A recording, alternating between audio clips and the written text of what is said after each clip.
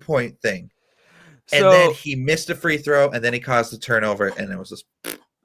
I got to be honest, as a Rockets and Minnesota guy, like I think splitting those games is probably the best that it could have gone for the two of us, right? Like what else? Oh, straight up. Yeah. Straight up. That was Tankathon. that was so. I was just like, you know what? As long as we go 1-1 with it, that's all I meant. That's all that cares. That's Bottom feeder exactly. teams right now, we're going at it. Sometimes you want to show, okay, we're not the worst bad team, but at the same time, we're like, we need the bad pick. Completely. Like, if we don't get this pick, the Warriors get it. Well, that's the other thing is no one wants the Death Star to be back in control. Right. Gosh. I think we did just hit, so I'm gonna start us off. Yeah. Welcome everyone. Sorry, we're talking Tankathon here on the Midweek Midrange, but welcome back to the show. Welcome back to basketball. It looks like the national game is Mavs Celtics. That is not very exciting right now. The Mavs are up 19. I have one of my side screens turned in. We were just talking about my Rockets are beating the Nets, which I think definitively means that we won the James Harden trade. So take that, Bill Simmons. I'm joined tonight by Jeremy and TJ. So first, Jeremy, how are we doing, bud? Good. I'm glad to be on. It's been a while. I've been having to work on these Wednesday nights, and I finally got a day. Hey, although silly work, getting in the way of everything fun. TJ, how are we doing? I'm doing good. Doing one of my first guest appearances on a separate podcast, so this is a different situation. Usually I'm in your spot. Well, welcome. Both TJ and Jeremy with Belly Up Sports. Obviously, TJ is alluding to he also works with Hardcourt Honeys. He is the hunk of the Hardcourt Honeys. That's right. That's certified hunk. Is that the official title there? We didn't even come up with that idea. I can't remember who the guest was, like long ago. He's just like, so I guess I'm your first hunk. And I was like, yeah, that makes us straight 100% right there. We're going to roll with that now. Hardcourt Honeys, if you're listening to this podcast, Hardcourt Honeys is a Tuesday, Thursday, usually, right, TJ? Basketball Tuesday, pod run by Thursday. a couple of great women and TJ. And so it's a good one, too, if you're on Tuesday or Thursday night. But tonight is Wednesday night, and this is the midweek mid-range. So as we're checking on the NBA tonight, there are a lot of teams out there with new players. I think that the most obvious thing to talk about is since the last episode of the Midweek Midrange, a lot of guys have changed teams. Some, I'm not sure if the team's got any better, but some guys in new uniforms. I want to first ask you guys, after a big week of movement last week, what do you think of the new moves? Are there any that stuck out to you? I'm going to start with Jeremy. Any big move that you thought was impactful or a power move by a team in the trade market? I guess I wouldn't call it a power move. So I'm going to move off of the ones we deem to be kind of the biggest trades of the trade deadline. I really liked the Norman Powell to Portland trade because he is 6'6", gives them much, much needed size on the wing because we know how small CJ and Dame can be and how bad that can look in the playoffs. And I just didn't know how it was going to go. Really, I don't know too much about Norman Powell outside of the 2019 finals run. And then their 2020 title defense, where it looked like he was just another guy on that team that if he gets the ball with 6-7 seconds left on the shot clock, he can just get you a bucket, which everybody needs that. And since that trade, they're 2-0. They've only played the Magic and the Raptors. Nice little revenge game for Norm there. But the first game, they didn't have Dame, and he had 22 points on 7 of 13 and 5 of 7 from 3. I think he gives them a lot of offensive help, kind of that they were expecting from Robert Covington, and they haven't exactly got from Robert Covington. So he can play defense. Powell can play offense. Nice give and take. I really like the Powell to Portland move. I think. I was going to throw it to you, TJ. Do you agree? Is there other one you had your eye on? What you got? Well, just going to that Powell, just like the Robert Covington not working out. People are expecting too much from him on offense. I think Parker can attest with this too. People expect too much from him on offense. He's a 3-point shooter and he's a wing defender. Anywho, going back. I wanted to say I liked the Depot trade a lot. But honestly, I wish he would have stayed in Houston. I liked the idea there, but I don't know, Parker, how you felt with that.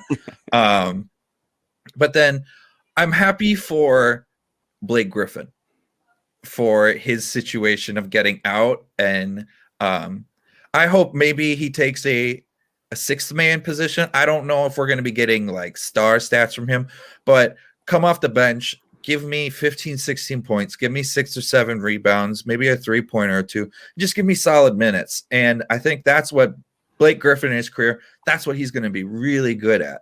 And they're not going to expect him to be doing crazy stuff because you got Katie, Harden, and Kyrie.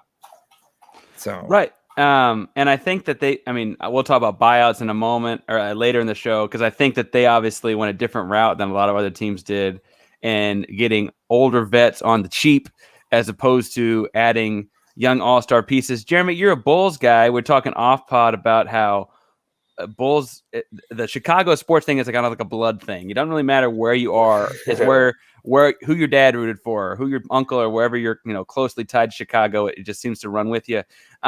Chicago made the first big move, right?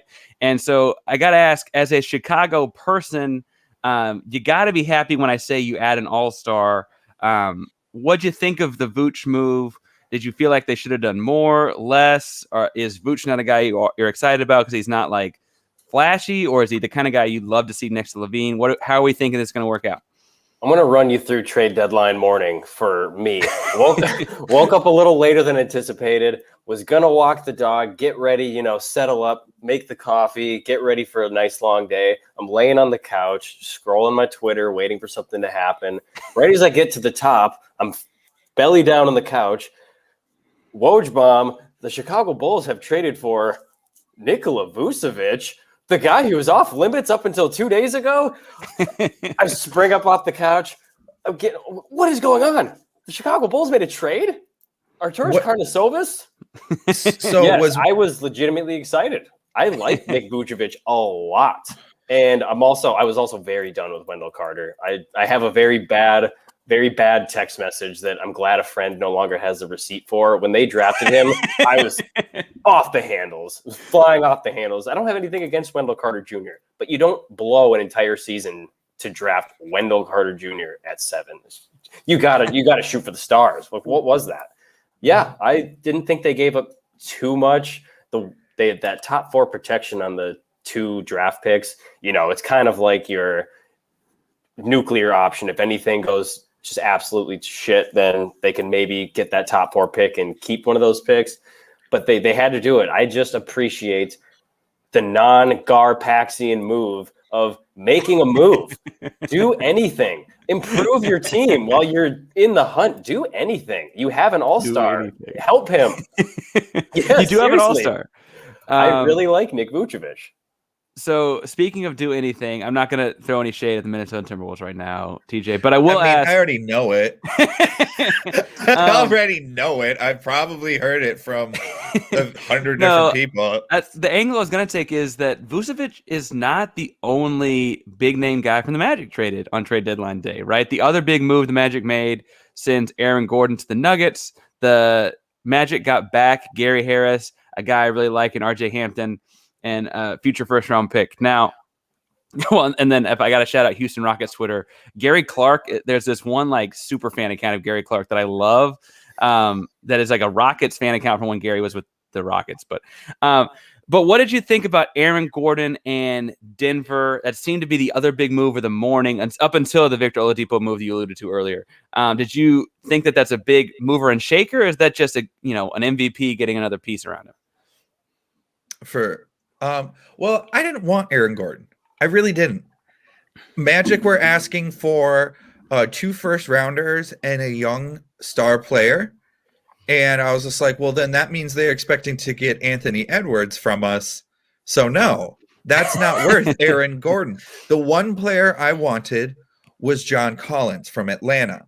Yeah. He fits in perfectly what the Timberwolves need. We need a stretch big guy, which John Collins is, I think, is like 36 or 38% from the 3-point range on the season. He is a shot blocker, which is another thing we need. We need just another big man that can complement Cat, and John Collins fits that to a T. But one thing is, we didn't have a cap situation that would work out. The one player that could have been used to help us out, or would have been 2, would be Malik Beasley and Ricky Rubio. Malik Beasley at that point, he was serving a 12-game suspension due to prior offenses that happened in the off season. Mm-hmm. That that also required him to do community service and Yeah, he got in trouble. He got in trouble. Yeah, we'll go with that. Yeah. Probably. Whole in trouble with that. There's a whole other situation with that, but it would have been him and Ricky Rubio. But Anthony Edwards has just gone on record saying Rubio is the best leader he's ever had, and it's like, well, we're trying to build around this rookie right now. I think we just gotta stick with what he says right now. Like Rubio has been getting some serious shade lately, I will admit, just because he's playing a much bigger role than what the team was expecting him to play. They expected him to, you're going to be back up to D'Lo. You're going to play maybe 20, 22 minutes in the game. We want you to get maybe a 3-point or two, get us a couple assists and just play some pesky defense. But now we're asking him to start and just do everything. He's not at that point in his career anymore. 30 minutes a game, run this offense. Carry us home, Rick. And Carry us home, Rick. And I think when's he been told that before? He's only a year older than me, and he is by far the oldest player on the team. Against the Nets the other night, when we had a lineup out, the average age was 20 years old. That was the average age of the lineup that was out there. I'm like, this team can't even drink. But they make you want to. My thought on the funny story I always tell about Ricky Rubio is when I was like 14 or 15 reading Slam magazine, the moment I knew I was not a big time basketball player was when I read a story about this 14-year-old kid, so my age, in Spain, who'd had a quadruple double in the mids league. His name was Ricky Rubio. And I was like, oh, this isn't for me. I'm going to play for fun. And this is going to be a lot like a fun, however long I can play. And I played throughout high school, whatever, but I was like 14. I was like, oh, this is over real soon. Not happening for me. This is what it really. Oh no, I'm definitely not. I was on like, this level. they were talking about this quadruple double 14-year-old in Spain. They're like, he's at least a first round pick. And I was like, oh, no, that's it. Yep. I want to talk about a couple trades, I guess one other trade and then one non-trade that I really liked. So, I guess two non-trades I really liked because you already brought up John Collins. First of all, we need to talk about the ultimate winner of the trade deadline that I think is getting overlooked a lot, and that is the Magic City nightclub in Atlanta. With Lou Williams going back home to Atlanta, I don't understand. I understand wanting playoff Rondo. Do either of you guys, and feel free either one to take it, why would you give up picks in this deal attached to Lou Williams? I feel like otherwise it's a fairly neutral trade, but when the Hawks get picks as well, it's like, oh, they won the trade very quickly. My thing is Rondo even that valuable anymore? Like, I don't get it. In like the playoffs, he is. They're holding on to that, right? That's the hope. That's the hope of it. But at the same time, like, he is what, 34-ish, 33. Like, he can.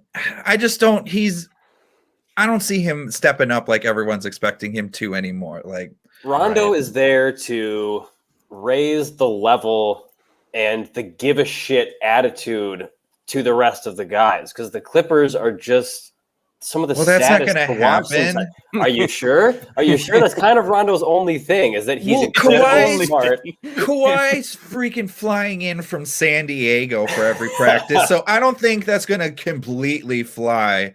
With Rajon Rondo with it being like, why is this guy here doing this? Maybe not with Kawhi. With He's LeBron. there to be like, hey, Paul George, you need to get your shit together, man. Like, we are in the playoffs now. You bring up Paul George, and I think it's worth pointing out all those rumors about like the end of the playoffs and people not buying into, whatever Paul George's Kool-Aid was within the Clippers locker room. They quickly got rid of Trez and are now rid of Lou. And it makes me wonder, like, was that code, like, were the old Clippers not liking the Paul George Kool-Aid? Is that code for Lou Williams and Montrezl Harrell, right? Like, they clearly wanted to get him out of town, and they attached, on my cheat sheet here, I got 2 different second-round picks and cash to Lou Williams to bring in Rondo. I wrote a whole thing on Belly Up. I agree they need a point guard, and there were different ways to go about it. I just don't know if that was the deal I would have made. My other thing we're going to talk on the Hawks, though, is they have one of the 2 non-trades that I really liked. And there was a lot of smoke around John Collins. I love John Collins. Yeah, you wanted him too. I love John Collins in the short roll. He's decent distributing from the nail area. He can pop on a relatively low vol. He's not shooting as many threes as like Cat or Embiid are, but on a relatively low shooting. Yeah, on a low volume guy, he's doing decent from out there, and he's just so young and athletic, and he bounces. I really like him a lot, and so I was surprised to see he was on the market at all. TJ, you brought up you wanted him in Minnesota. The guy that Chicago is in the rumors for, Jeremy, I want to throw to you, is they were in talks for Lonzo Ball for a while, and I don't really understand why New Orleans is on such a hurry to get rid of him and hold on to Josh Hart, frankly. Like, I would take Lonzo over Josh Hart. Were you expecting to get Lonzo or some other ball handler out of trade deadline day, or are you okay with just getting Vooch? Well, the Lonzo thing, I sort of gave up hope on that just because I think the only deal that would work would be straight up like Lauri Markkanen for Lonzo Ball. And the Pelicans say no to that in a half a second. I just don't think they do that. And they're both restricted. They maybe don't keep him afterwards.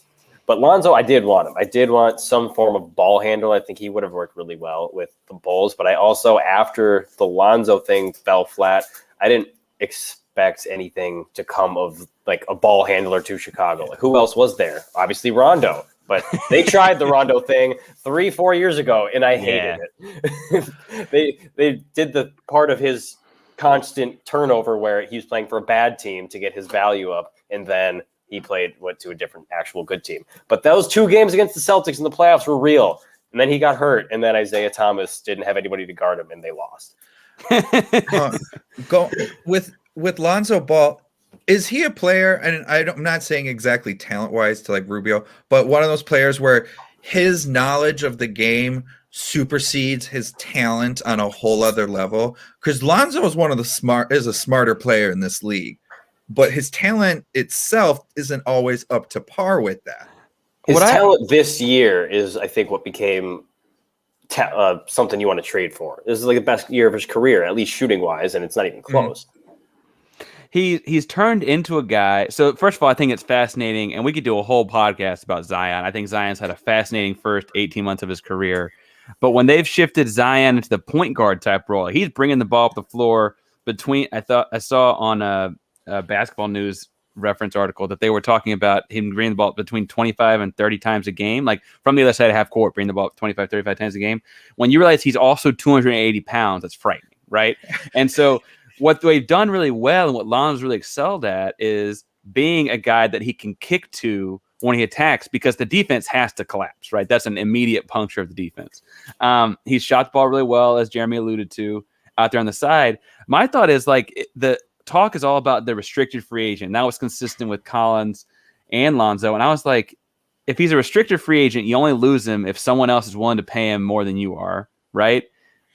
Why not roll the dice? Like, see if someone's really going to throw $25 million at John Collins. Like, see what's going to happen. Like, I didn't get it. I didn't understand why. I just think too many teams get burned trying to play that game. It is a dangerous, fast and loose game, that restricted free agency market, and that's where the Bulls are going to lose Lauri Markkanen, which that's fine. He can go if somebody wants to pay him $15-20 million a year. Don't match that, please. But that's what happens. You get stuck with people because they make these huge offers, and you're like, well, we got to keep him, right?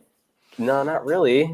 Well, and maybe it's so Houston and Mark Cuban had an interesting back and forth on that with Chandler Parsons, and that was a long time ago. But they offered Chandler like $25 million in a very different NBA, and Daryl Morey was like, take him. Like, this sounds about right. Yeah. And it was like, take him. And it was like, we won that because he never played.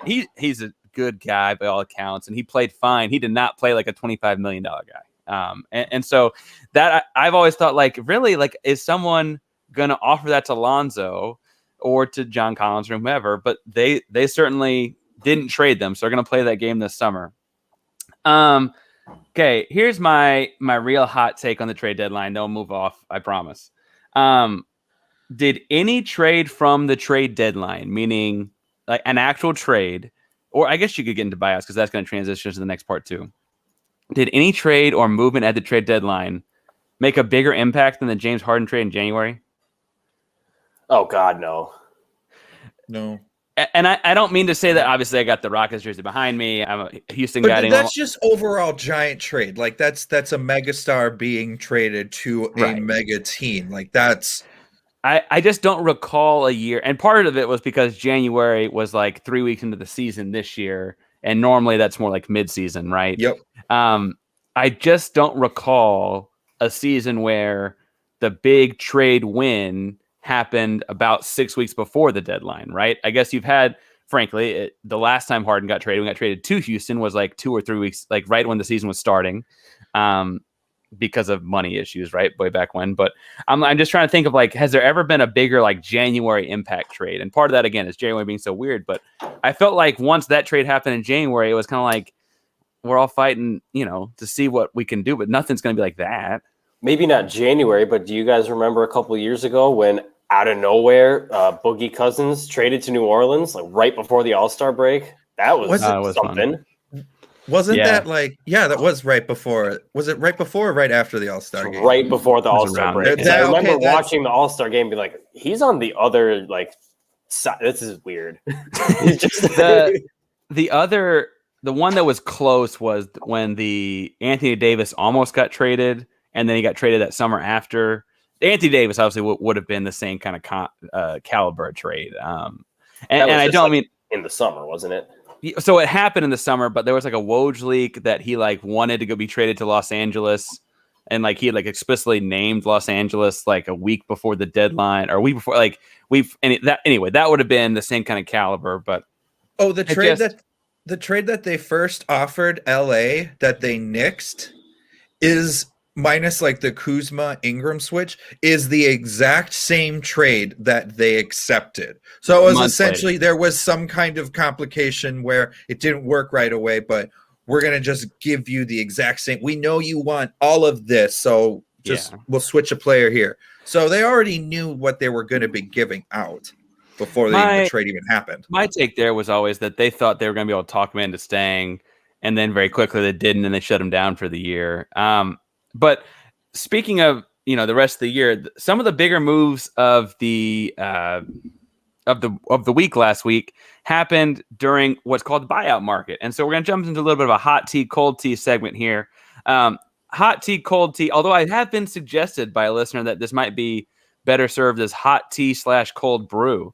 But hot tea, cold tea is brought to you by Yeti coolers, cups, and koozies. Yeti is the go-to shop for keeping things hot or cold, just like your NBA rumors, trades, and buyouts. Yeti is based in Austin, Texas. Check out the links in our social media handles for all your insulated needs for tailgating, camping, and daily life. Yeti is built for the wild. So hot tea, cold tea is based on this idea like the old Kermit meme. I say old because I'm old, and maybe that's just something I know and the young folks don't, but it's old. Thanks. It's an old meme. But the like sipping hot tea, like when something sketchy is going on, you sip the hot tea, right? And so I guess my goal in tonight is looking at hot tea, cold tea. Are these buyout signings hot? Like, is there something to them? Or are they cold? Like we're making a lot out of nothing. So hot tea or cold tea. I'm going to start with Taylor. The LaMarcus Aldridge signing. So he got bought out of San Antonio and is now a Brooklyn Net. He's not suiting up tonight as they're going back and forth with my Houston Rockets. Still up by 1 point, by the way. But LaMarcus Aldridge is a Brooklyn member of the Brooklyn Nets. Is that hot tea or cold tea, Taylor? Well, one thing, Yeti, I have one of their thermoses. It kicks, but it's real true with that 24 hours thing. Anywho, so yeah, just a little extra plug with that. Well, with the LaMarcus Aldridge thing, he's on the decline, and this year he was putting up about 13. He's not shooting that great. Spurs were expecting him to do a lot, and I think he's 36 now, 35. He's got maybe 2 years left on him. So for him doing the buyout and going to the Nets, I kind of view this a little bit more differently, just the fact of this is a guy at the end of his career that just is looking for a ring now. He's not expected to do a whole heck of a lot. So I think the LaMarcus Aldridge buyout signing is blown up a little bit, just because also San Antonio wasn't really wanting to play him to begin with. Blake Griffin won. Like I said, he was coming off some rough season, so going over there, it wasn't that key of a thing. But I like LaMarcus being there because that means he's got a great chance to win. And LaMarcus has been consistently been one of my favorite players in the league over the past decade. So I want to see him win. I view it as what David West did with Golden State a couple of years back. He was doing great in Indiana, but he was slowly declining, and then went to San Antonio for a year, and then he went to Golden State the last 2 seasons, and he was key for those 2 Golden State teams. Didn't ask for a lot. He was kind of their bully. Yeah, he was like the I'm not a hockey guy, but like a goon, right? Like he really was like that kind of role. Jeremy, throw it to you now. Hot tea, cold tea, LaMarcus Aldridge on the Nets. This is some hot tea, and I'll tell you why. For a few reasons. One, how long were the Heat the front runners to sign LaMarcus Aldridge? Oh, that was a few days. Yeah, there was absolutely burned him. Went right to the Nets. Went ring chasing. I love it. That's good. And also just for the discourse around the buyout market. First, you had Blake. People were a little upset about that, which they shouldn't have been because all they did was trash him for 2 years. Big Blake guy here.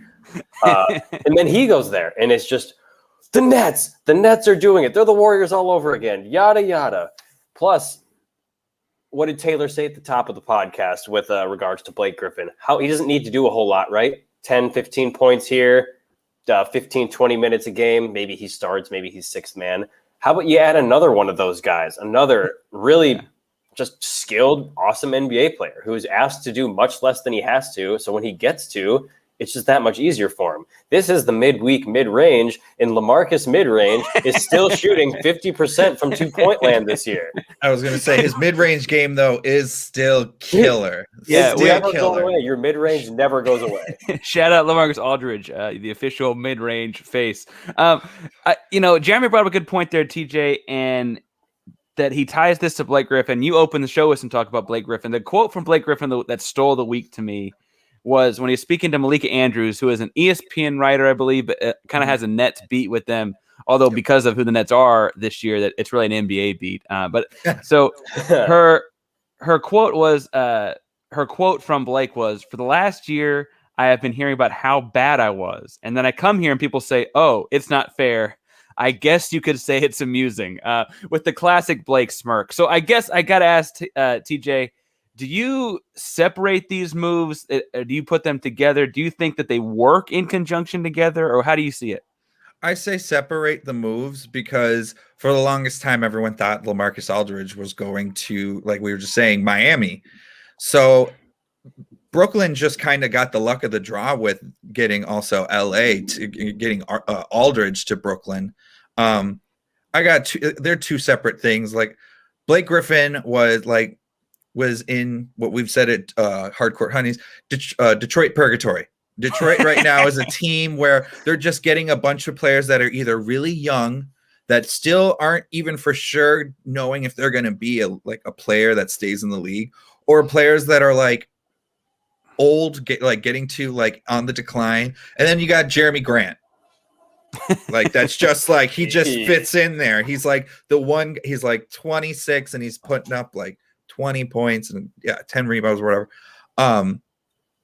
But Blake's situation was also burning a hole in the wallet for Detroit. So it was just simpler for it. That I forgot else where I was going to go with it, but imagine having this whole fake ass ceremony where your jersey is thrown into the rafters. You're going to retire a Clipper, and then they ship you off to Detroit 6 months later. I wouldn't dunk either. That would have waste my knees either. That's the thing. The thing that everyone forgets about with Detroit is not because everyone forgets about everything on Twitter, but more so just because it all happened simultaneously with the way the Clippers blew up Lob City. That people just he had just signed a big deal. He didn't choose Detroit. Yeah, he chose LA and the sunshine and Hollywood, and he is kind of Hollywood. He's good on TV and stuff. He's hilarious. Oh, he used to have his own little comedy club set up every other week in LA. I had a couple of my favorite comedians would actually go and do guest spots there. I'm like, that's freaking great. He's hosting comedy nights. Completely. He's got his own IMDb page. He's been on several things. I was trying to look up when I pulled up his IMDb page. He's on something new coming out soon. I saw commercials for the other day. Anyway, those things happen in Brooklyn or Manhattan and in Los Angeles, maybe the Bay. They don't happen in Detroit. You might get a car commercial, but that's just not what's going on there. Hot tea, cold tea in the next set of signings. I look at what the Milwaukee Bucks did, and they signed Jeff Teague, and it looks like they're the front runner, maybe the only runner to sign Austin Rivers. I look at the Bucks and think I understand the idea of a ball handler. I understand where they're going with this. But I'm gonna throw it to what did I do this backwards? I'm gonna throw this to Taylor and then back to Jeremy. What do you think of the Bucks adding a couple of point guards? Is this hot tea or cold tea?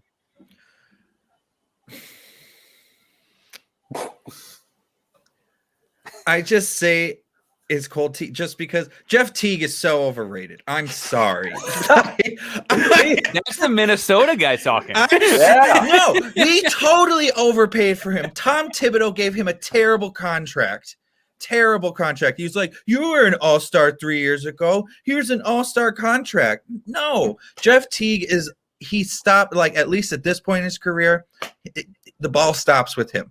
He dribbles the ball for 10 seconds and then he does something with it. I don't like that signing for Milwaukee. Rivers could be good, but I don't think either one of them are going to be able to affect Milwaukee enough. So Jeremy, do you have more what should we call it? Slander? More Jeff Teague slander? Or what do you think of the Milwaukee going for guards? I used to be such a fan of his too. I don't like to slander Jeff Teague just because he was Mr. I've made the playoffs every year of my career until I forgot maybe he missed it one year, but he was solid team point guard. But this is some cold brew for me too. He's just a replacement for George Hill. Like, he's not going to be bad. He's not going to be overly positive. That's fine. They haven't signed Austin Rivers yet, so maybe we'll talk about that when it actually happens. But it hasn't not yet. We'll have to wait. I had just seen that they're the front runner, and I hadn't heard any of the names to him. But to be fair, just be a positive in your bench minutes. That's all the Bucks need. The Bucks they made those two signings, or potentially going to make those two signings. I guess the Rivers one has to happen. They got my man. Yeah, obviously got a bunch of sneakers behind me, a Rockets jersey. They got my man PJ Tucker about a week before the deadline. Yeah. I like Tucker with them. Do you guys think in a very strong, the top 3 or 4 teams in the East are real strong? Like, we can talk what we want about the rest of the conference. Mm-hmm. The top 3 or 4 in the East are real strong. Do you think they've got enough, or should they have gone after something else? What else could they have gone after? I think PJ Tucker was the move to make for them. I really like that for them a whole lot. It gives them, PJ Tucker, it gives them that little defensive edge that they don't really have. And he knows how to play within that type of Budenholzer 3-point offense. He's like, I know my spots. I'm pretty good at the spot that I shoot from. I'll just wait for Giannis or Drew Holiday to find me, and then I'll be a bruiser on the other end because I still got it. TJ, would you feel the same way about the Bucks? I know you're a North guy, but you're not quite an East guy. Milwaukee, please. Wisconsin, please. Oh yeah, well, I'm with you there. Please, gosh, that digs a whole other level of that. But I think it's not even so much of a player thing. I think it's a Budenholzer thing. He's been a top coach in that Eastern Conference the past 3 seasons, but that he's got nothing to show from it. He's exactly what Doc Rivers was as a Clippers coach. Putting up great stuff in the regular season. He's got players that are putting up MVP numbers, getting in the conversation. But once the playoffs come around, they flop. So I'm thinking I don't know what player could have really helped them out. I don't personally care. I'm indifferent to PJ Tucker. I don't know how much is that going to impact him. Parker, has he been doing well this year? I know he's like 36 now. He's 36 on expiring. I think he's been really good the last 3 or 4 years, and then this year he looked, we'll say, disinterested. There are people that thought that he's blame him. Well, so there are people that were like, of course he's disinterested, and then there were people that were like, no, he's done. I have been a fan of his so my parents went to UT. I grew up a lot of the, we moved to Austin as an elementary school. I liked him at Texas, and so I'm not really an unbiased person there. I remember watching he and LaMarcus Aldridge would they'd rock a new pair every game, and I was like, these are college kids. How are you getting? Now that I'm an adult, Where's I know this coming from? Yeah, now I'm an adult. I realize, they might have locker room envelopes, or just locker room shoeboxes. But anyway, I will say I've liked him for a long time. I think there is a world where they go small with him as a 5 type and Giannis bring the ball down and other shooters and are really good. And I hope it works out for him because, frankly, that's the deal with all these Rockets that have left the Rockets. I want to be good, succeed. Yeah, I've watched them do. I've watched and rooted for them for the last 3 or 4 years. I want to see. I like seeing Chris Paul do well too. Yes, I was going to say. Speaking of former Rockets, my favorite place I wanted PJ Tucker to go was Phoenix, but I think they would have had to give up too much to get him. I think that's what it looked like too. I will say he, per his social media, loves the city of Phoenix because that was his first stop back. And after he went abroad for a while, he came back to the NBA and loved Phoenix as a city. Chris are close. They both grew up in North Carolina.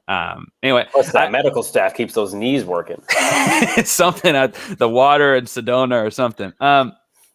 Last hot tea, cold tea on the buyout market. And I guess I started this inverse, so I'm going to go to back to Jeremy. Hot tea or cold tea, the big signing that everyone was waiting on and that finally landed recently was Andre Drummond. Andre Drummond is now an LA Laker. He is a big, big man, has led the league in rebounds a few times. Some would argue he's a dinosaur. Some would argue he's a beast. Either way, I think it's uncomfortable to talk about people not being a human being. But, Jeremy, what do you think of the Andre Drummond signing in LA?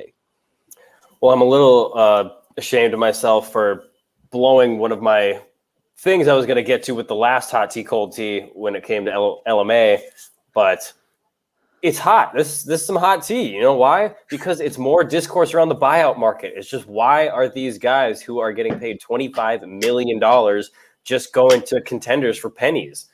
I don't necessarily care too much about that, but it's real hot for the topic of conversation. And also, he's just making the biggest team in the league with the 2 guys healthy even bigger. And watching the Blazers try to rebound against the Lakers in the first round last year was tough. They couldn't get a single board, and now the Lakers are going to eat up every single miss. I think he'll be fine, but I'm not terrified of Andre Drummond. TJ, to Jeremy's point, when LeBron was officially assembling this team and he got Anthony Davis and he signed a bunch of guys, the talk was they don't have enough shooting, right? A couple of summers ago. Instead, he added the JaVale McGee's, the Dwight Howards, the big men. And it was like, they don't have enough shooting. They're playing old-style basketball. And then they won a title. And some of those big men moved on, and he's brought in Marc Gasol in the offseason. And now he's brought in Andre Drummond, who is not an old big man. He may be playing old-style basketball, but not an old man. So my question to you, TJ, is this a hot tea or cold tea signing for the Lakers? Hot tea. Super hot tea. First of all, anyone says that he's old, the guy's freaking 27. I can't believe that. He's 27. He's just been around forever. He came right out of college. Like when he even did 1 year of college, and when he got drafted, he was still 18 years old in 2 months. He's a real late bloomer with it all. So I'm like, the guy just had braces on 4 years ago. Braces on. He had no knockout, not me, but just saying this is a different form of a buyout that I don't like. It's a player in his prime, not happy being on a bad team not being able to get rid of him. So then they're just like, okay, fine. Just to make everyone happy, we're just going to buy you out and you can go do whatever you want. And that's when small market teams like the Timberwolves, like Oklahoma City, that's when the small markets get screwed over. Because those players then will start being like, well, I don't want to play here anymore. Well, you didn't get a trade done. We'll just buy out my contract then. And I feel like that could be a new way that teams are going to be forming super teams. It's not through trade or through free agencies. It's through players getting tired of their contract halfway through and they don't want to be there.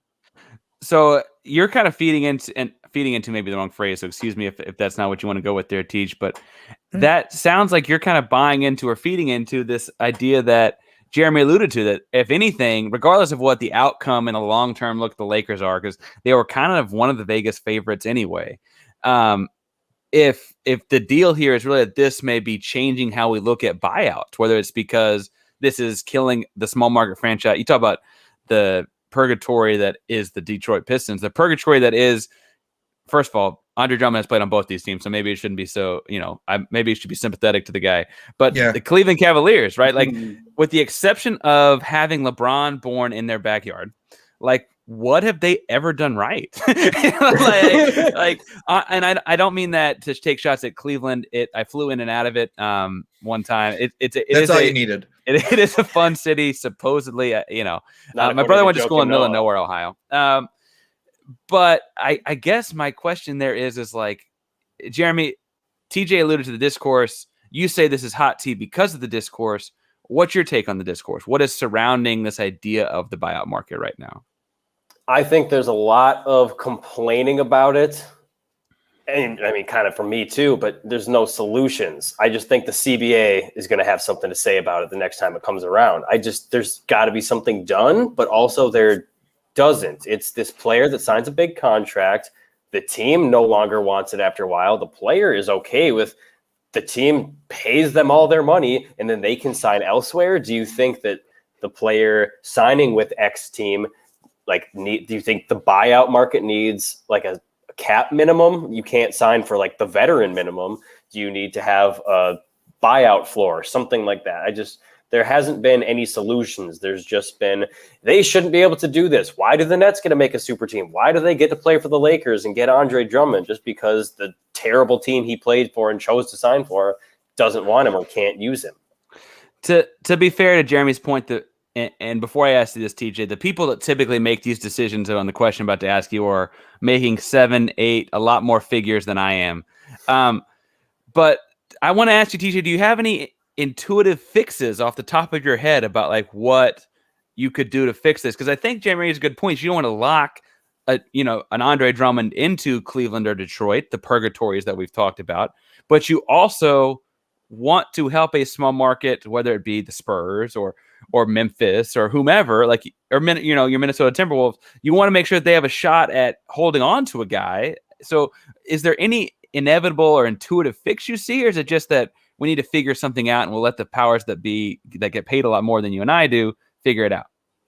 Well, they haven't really done anything about the super team forming aspect.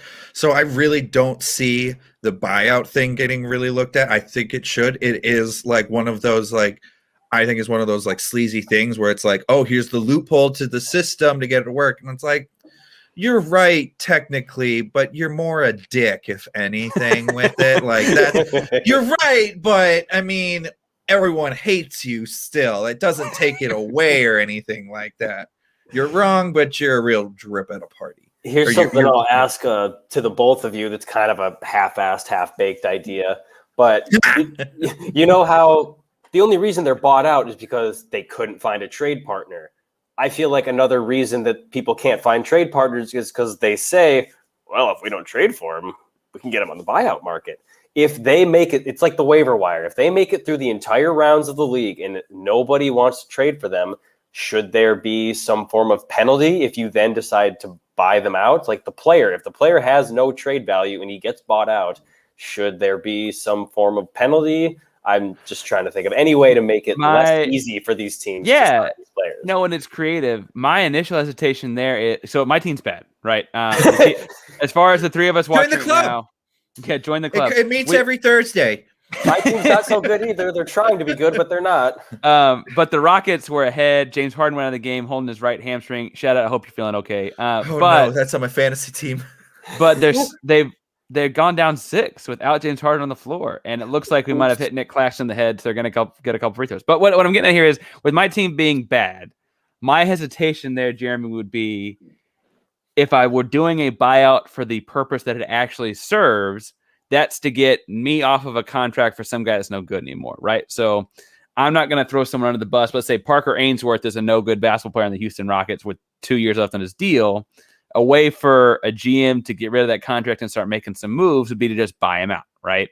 If you got the money, do it. That's why it's so hard to fix. That's why it's hard to fix. And so the deal there to me is that then you're going to punish the team, the same small market team trying to get better in a different situation. Like, how do you write the rule to where it does? They can release the crappy player for no penalty. Like, I don't know how. Like, well, if your player has only scored this many points in a game, I don't know what the rule there is. It's half baked. I'm telling you, it's half baked. No, It would be a super judgmental like thing. I like choice with it, and I like this idea of punishing for like making a trade rounds and not being able to make a trade, because that's really what this comes down to. Is that in each of these cases, right, whether it was Blake or LaMarcus or Drummond, the teams basically said, we're not going to play this guy anymore.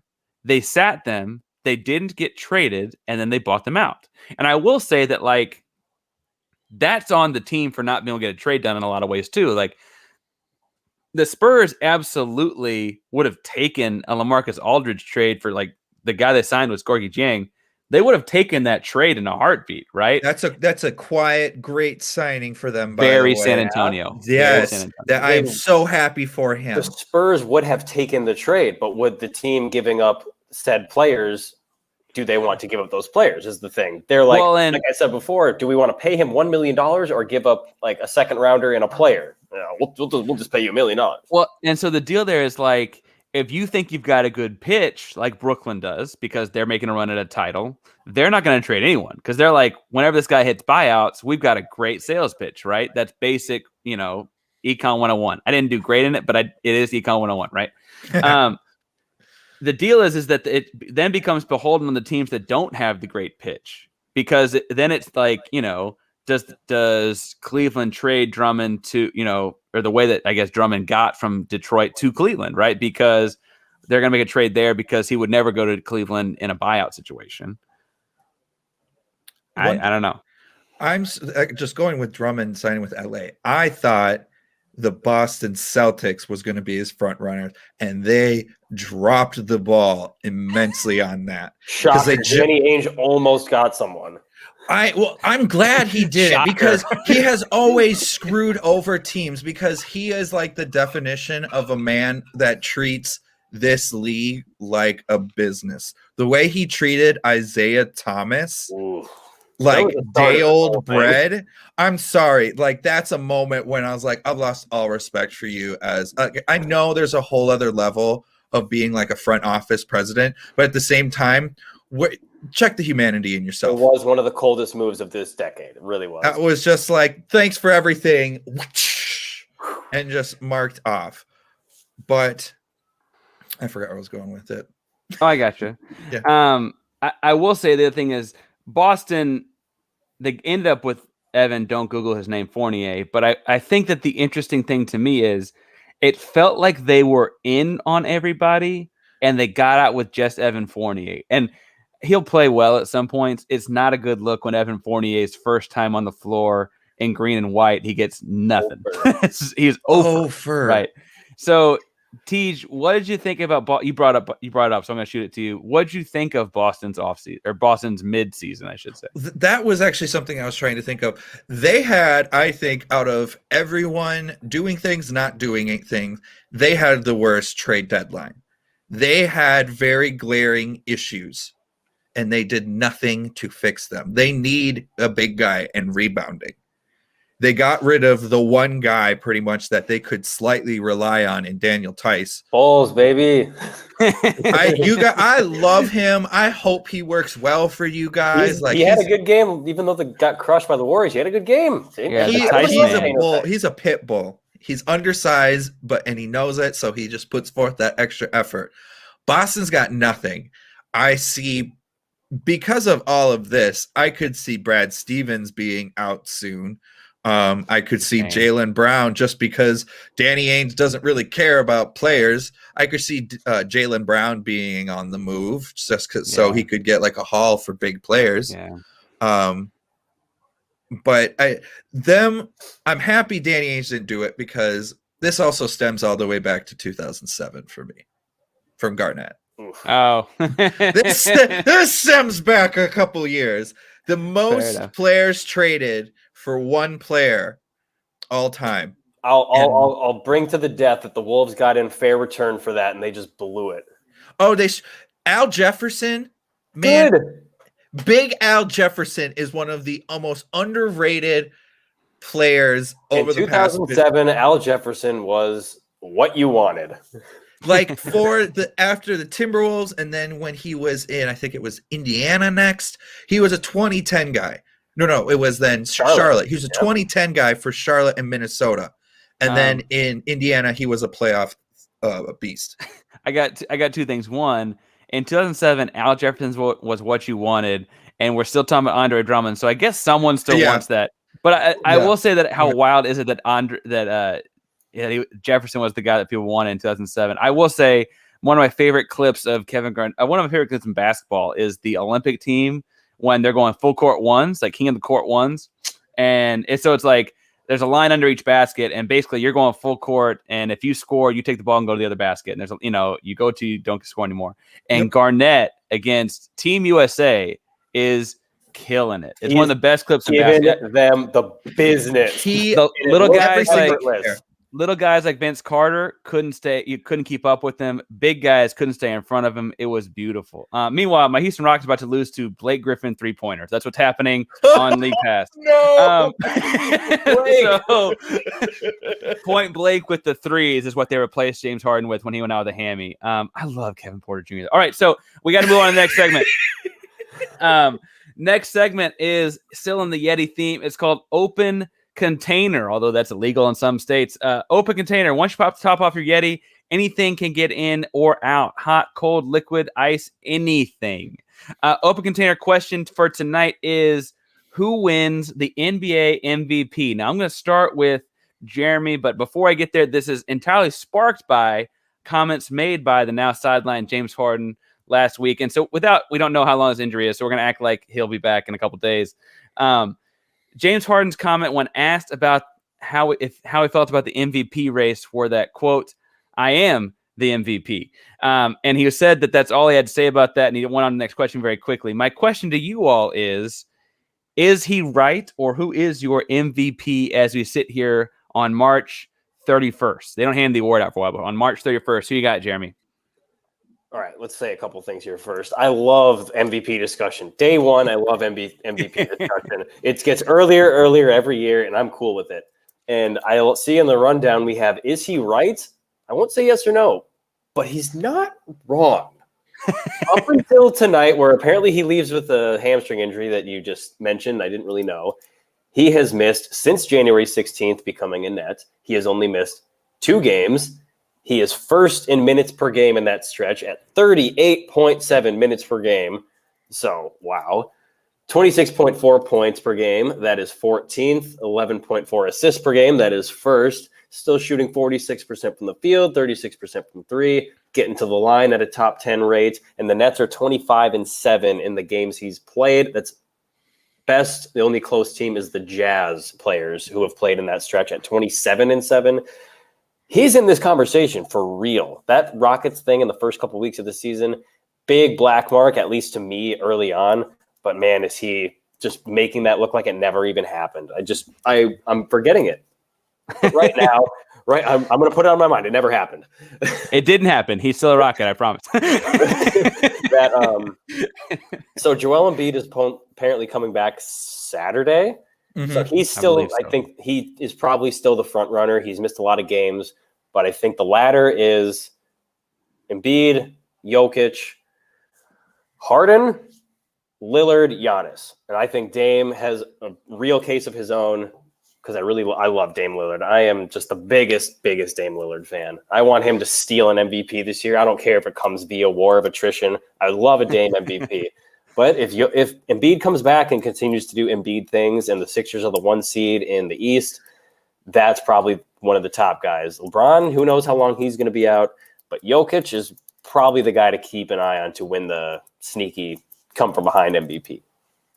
So, TJ, he brought up a couple guys that are neck and neck as far as their teams in the standings go, and Jokic and Dame Lillard. They're in that chunk of team between the 4 seed and like the 10 seed, honestly, out west. Oh, yeah, it's tight. Really, really tight. I will say that it feels like Dame Lillard is just playing as well as anyone, and it feels like Jokic is playing as well as anyone better than that, right? I think that both of them individually are having tremendous seasons. It's just not very often we see like one of them is going to have to win some games, because it's not very often we see an MVP go to a team that low in the standings. We also haven't seen this many candidates get hurt, it doesn't feel like, in a long time. So my question to you, TJ, is James Harden right? Open container. Do you have someone else you want to put in it? What are you thinking on the MVP as of March 31st? With the MVP, so I have my thing, like I had Joel Embiid number 1 before he went down. My thing for Joel Embiid has always been his health. He's an amazing talent, but he's got, so say if it was an 82 game season, he's got to give me at least 65 games to be put into the conversation. This year, so he's got 31 games in, and where most teams are roughly about 45, 46, 47 games in. So he's pretty much got to hold out for the rest of the season for me to still continue with it.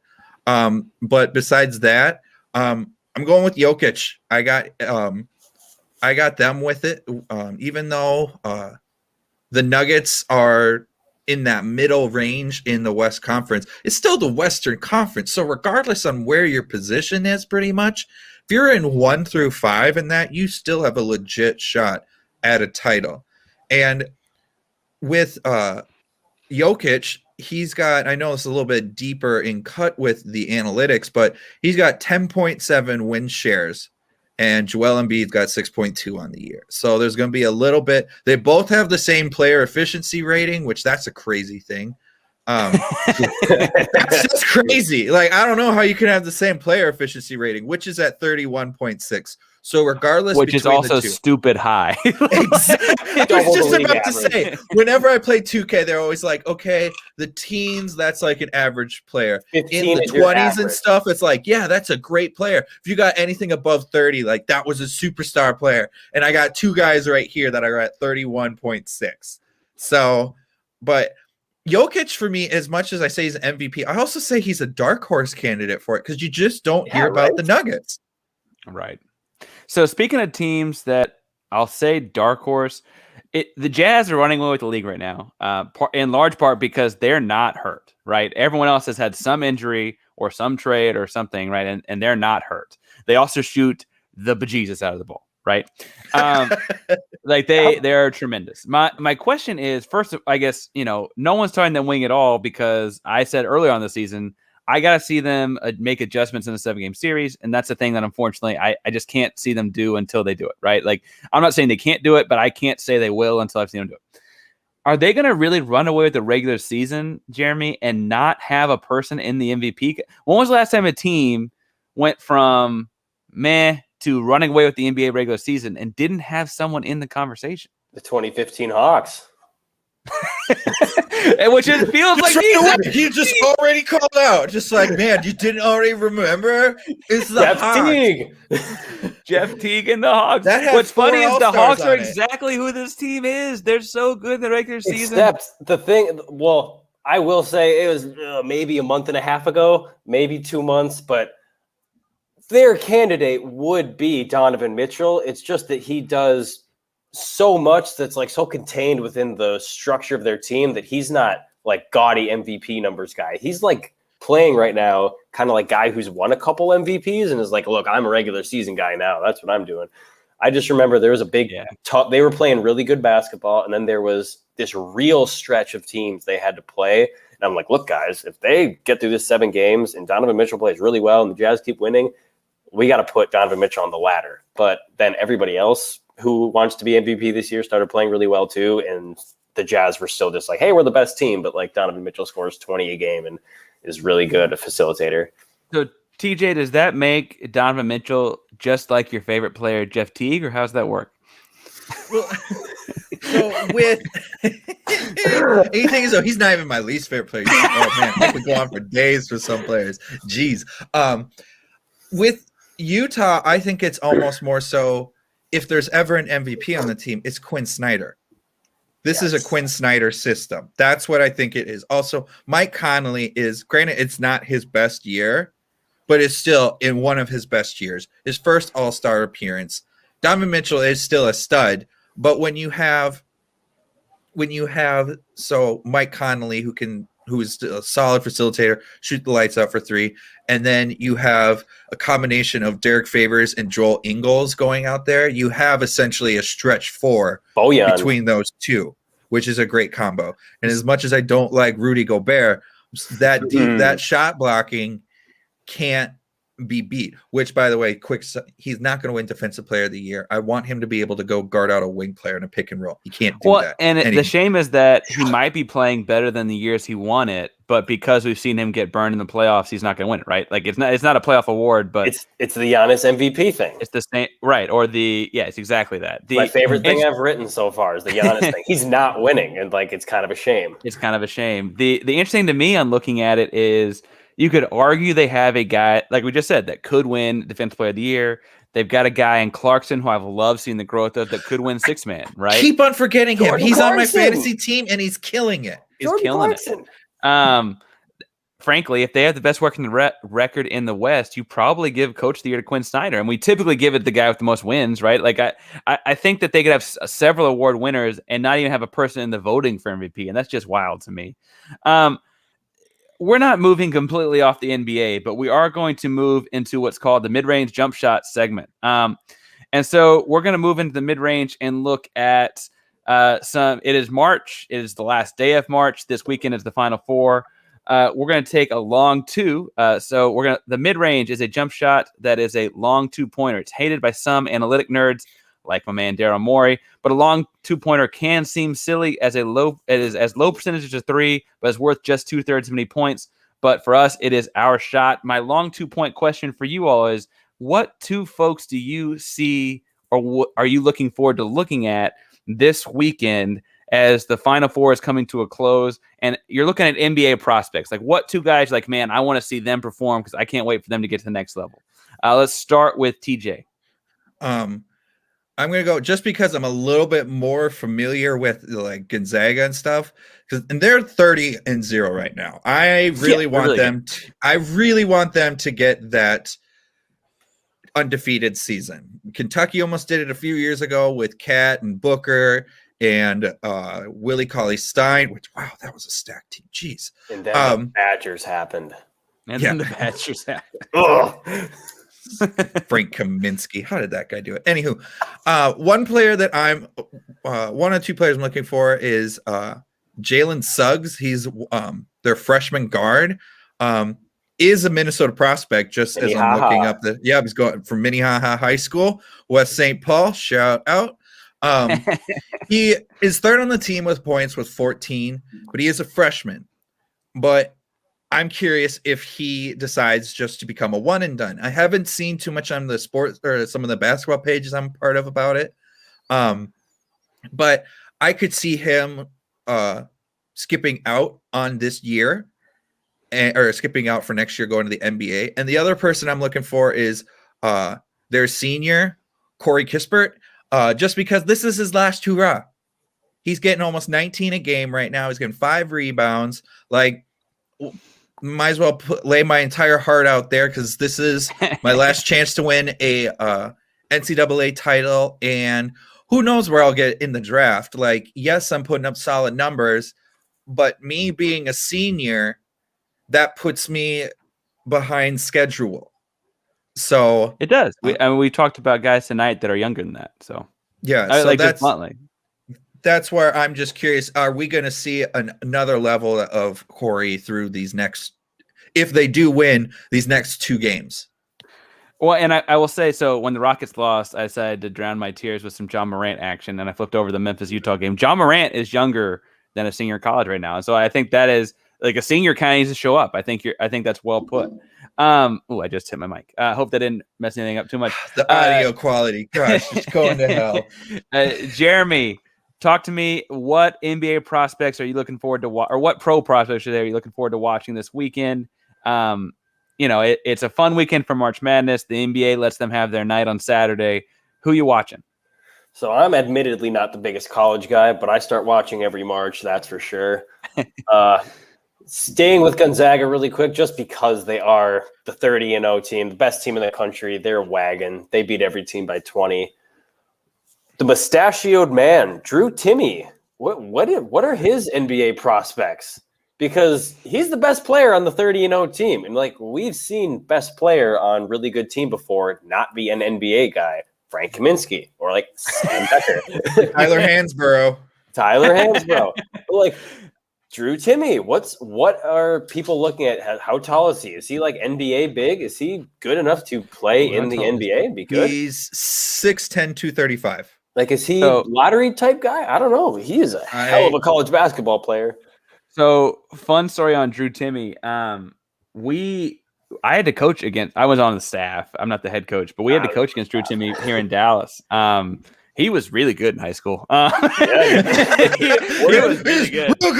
Real good. But I'll say, even in high school, he was going to Gonzaga, and obviously, this is Jalen Suggs kind of launched that program. They're a mid-major, like the cream of the crop mid-major, but still a mid-major. And I was kind of like, oh, mid-major, that makes sense. Like I didn't envision him being this like potential one and done type guy. He was just really good. Like he was like he's going to be a really good. He's the right size. He looks like a pro to me right now watching them play. I will say, though, there's one thing he's got in common with everyone you just named, with Tyler Hansbrough and Sam Decker and Frank Kaminsky. There's large white guys that just sit around a college basketball game and like dominate a college basketball game for years. It's like there's one thing in common there, and I have to throw it out there that is interesting to watch. Well, also look at all those players stayed multiple years. Yeah, well, and I don't know what Drew ends up doing. So in that vein, I'm also going to jump to, have y'all watched Baylor play at all? That's my second guy. I have a guy on Baylor.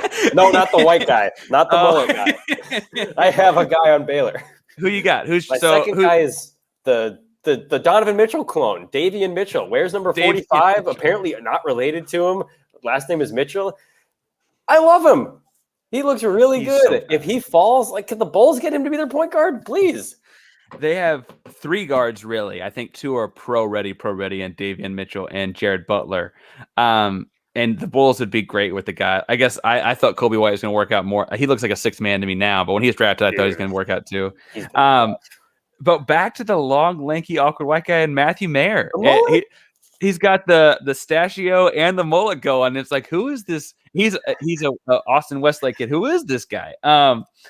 We had to shout out Johnny Juzang from UCLA, surprising everyone in the tournament, making an 11 seed. They played in the play-in games. They make 11 seeds from the first 4 to the final 4. Yeah, and they are actually who I want to win. Not even because they're like the underdog Cinderella team. I've just always been a UCLA fan. And the last time, the last time they went to the Final Four, team they had. 2008, Kevin Love, Russell Westbrook, Darren Collison, Aaron Aflalo, arguably one of the best college teams ever. For sure. Well, and people forget because he wasn't the same kind of pro that Love and Westbrook were. Like, Aaron Aflalo is a Southern California legend. I mean, he is. He's got a myth about him. One of those guys, and not just because Kendrick Lamar's got the song, right? Like, he is one of those guys.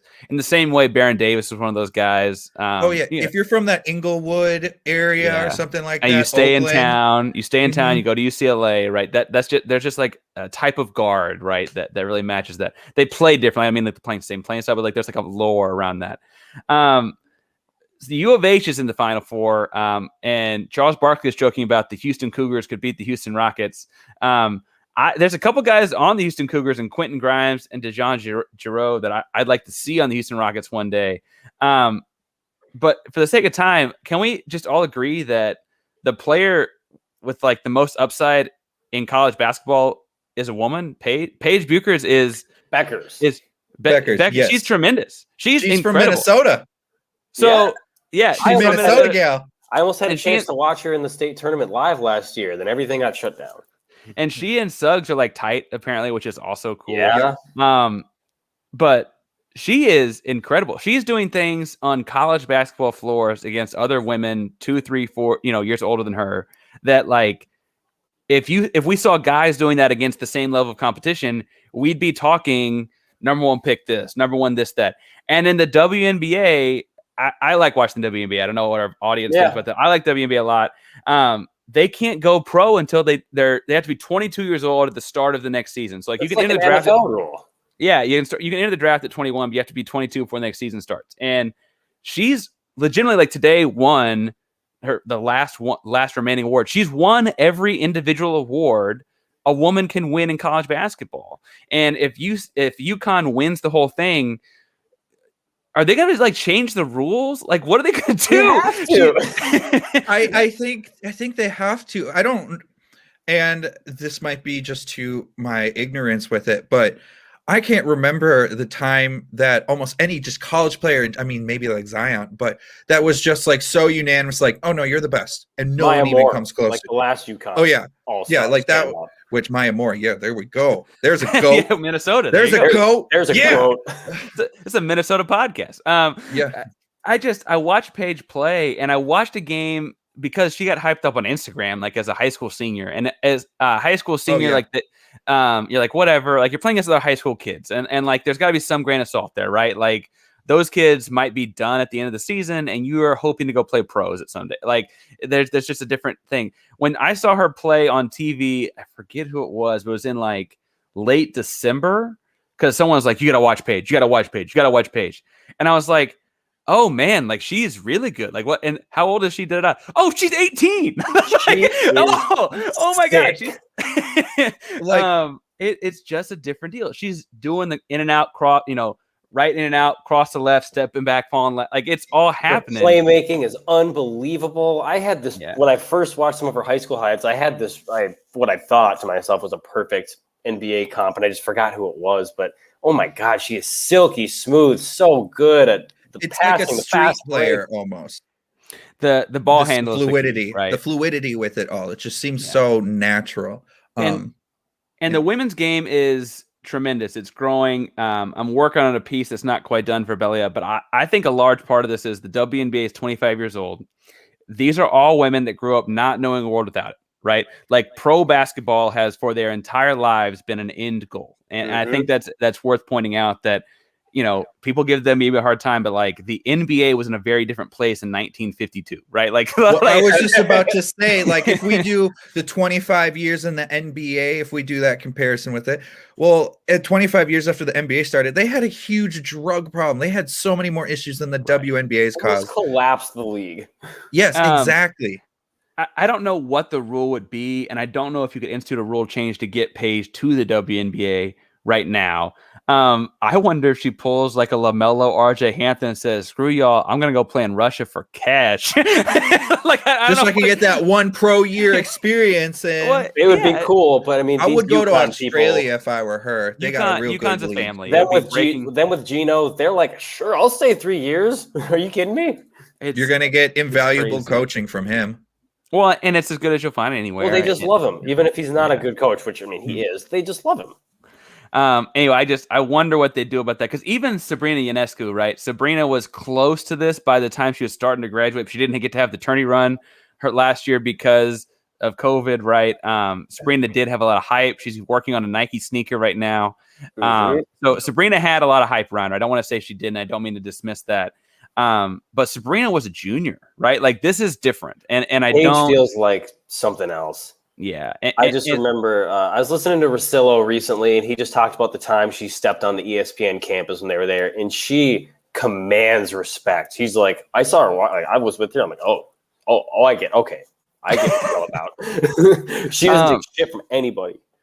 Well, and I just think it's so cool that, anyway, she's got the entire NBA. Like if you follow Twitter during a UConn women's game, the NBA is tweeting about Paige, and that we won't know the impact for like 15 years, but like that's going to do something. And I think it'd be really cool. And so that's, I mean, there's no one on the men's side having that kind of a tournament. I do think Jalen Suggs will be a pro.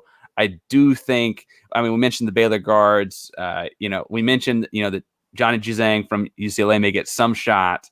And there are other pros across the tournament too, and not just I'm a Texas guy. Kai Jones out of Texas is going to get a shot.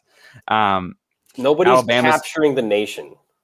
Yeah, it could have been Cade Cunningham when he lost in the second round. Cade's a top 5 pick, right? Probably a number 1 overall pick, but he's at least a top 5 pick, and it's just not the same. Like it's just the last thing I want to go to, and we can be really brief here because I am keeping you all late, but a section called Wednesday Night Writes. It just a chance to shout out something you wrote or read this week. Honestly, my stuff's still getting published because I was super late getting it in. But I will say I want to give you guys both a chance to, again, it doesn't have to be something you wrote, but feel free to plug yourself. It doesn't have to be something from Belly Up, although feel free to plug the site. What's something you wrote or read this week that you thought was worth plugging? Let's start with Jeremy. I guess just most recently, my favorite trades of the week. I thought it was fun to write. Took me all night though, because I did the Vooch early thing right when that happened. Just my 3 favorite trades of the trade deadline. It was the 3 big ones, other than the Powell one that I mentioned. Bulls and Vucevic. Loved Aaron Gordon to the Nuggets, and God, what was that other? Oladipo to the Heat. It's pretty long, but I liked it a lot. It was fun. Go read it. Please. Please. TJ, what'd you write or read this week? Again, doesn't have to be Belly Up specific. Anything you wrote or read this week you enjoyed? Well, I mean, first plug for Hardcourt Honeys. That's where you can also find me with Tuesdays and Thursdays at 7 Eastern, 6 Central. But one thing I read this week, and I mentioned it on Hardcourt Honeys yesterday, and it was a quote from Daryl Morey. And I just was completely dumbfounded that he was the person that decided to say this. Okay, here it is. The NBA right now appears to be somewhat unbalanced, in large part because the reward given for the 3 being worth 50% more than 2 is out of balance. And then he also adds later that he wants to make the corner 3 2.5 points. This is the guy that had built a team around 3-pointing, and now he's saying it's too much. So that is the one of the quote of the week for me, the thing I read for the week. But yeah, so check out the podcast and take that grain of salt for that, Daryl Morey. Like I said, I wrote a thing that I was late turning in. I think it goes live tomorrow. We'll see. Basically talking about the idea of the buyout market. I'm not sure it's as big a problem as people think. I also might just be lower on the Marcus Aldridge than people think. But so that's my thing going out tomorrow, and I want to plug myself there. We got lots of great stuff on Belly Up. Adonis Richards is a writer for us. He did a whole thing on Kevin Porter Jr. Because he's a man after my own heart. And no, but what I will say is that we got lots of fun stuff going up every day on the site, whether it's, in fantasy baseball, basketball, whatever. As far as non-Belly Up stuff I've read, Kelly Iko is one of the Houston writers for The Athletic. I love The Athletic, worth every dollar, although Belly Up's free, so you might go to Belly Up.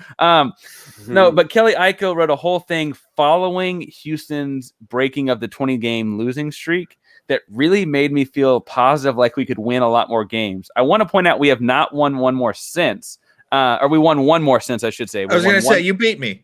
One more game since. We also blew a lead in the game since. But Kelly had this way of phrasing things throughout the article. It made me feel like, oh, the losing's over. It's not over, but it made me feel like it was. It was so close to being over. Just the 20-game losing streak is over, right? And so that's that.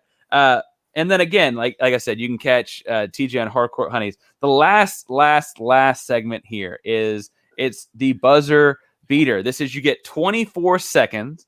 I have the timer here, and after I click, it'll hold it up so you guys can see it. But 24 seconds to get off a take. Now, 24 seconds, the length of an NBA shot clock. It is not a lot of time. I got a lot, so don't feel bad if you do. Do either one of you guys have anything you want to go with first? Yes, I've been watching the episodes leading up to this, and I've been workshopping. You got to take. Okay. I haven't practiced it, because it's supposed to be a shot clock, but I have something. All right, so we're going to go with Jeremy first. TJ, I don't know if you need to practice. Again, I get got all the time, so there's no pressure, but 24 seconds starts in 3, 2, 1, go. The uniforms. They've gone too far. There are too many of them. Every team has really bad ones. There needs to be a rule in place that there needs to be like one every 3 years. And also the color schemes. It is awful. Wear white at home. When you wear blue and your paint is blue, it clashes and it's bad. The Celtics on national TV, the worst jersey in the league. All right. So uniform talk for a 24-second take. TJ, you know what you're doing? Yeah, I do. All right. 5, 4, 3, 2, and go. Okay, so everyone says LeBron started the super teams. Yes, he started the trend of all the free agencies getting together, but Boston just 3-4 years prior formed their big three, which how they only won one ring is beyond me. They should have won multiple, but also that is not a trend that hasn't been used before. In Houston, in the 90s, they had Scottie Pippen, Barkley, Drexler, and Hakeem, and then shut up, hamster. Catching strays here in Houston over the super team comment. I also love that it came back to Minnesota and KG. That's awesome. All right, I'm gonna start my timer, and then I'm gonna keep it here so I can see it, but I got it set, I promise. All right. 3, 2, 1. Okay, my hot take for about 10 days now has been that the women's tournament is better than the men's tournament. And by that, I mean we have a star in Paige we all just talked about. We've had a lot of more close games. We're seeing 3-point percentages through the roof. They're shooting free throws better. The games are more exciting. There's so many blowouts on the men's side. It was almost chalky, except for UCLA. I'm done with it. That's the time. All right. I guess I was 4 seconds off. I got this one. Yeah, you got to get your the referee timer. All right. TJ, you already mentioned your podcast, but one more time for the people. Tell us where they can find you.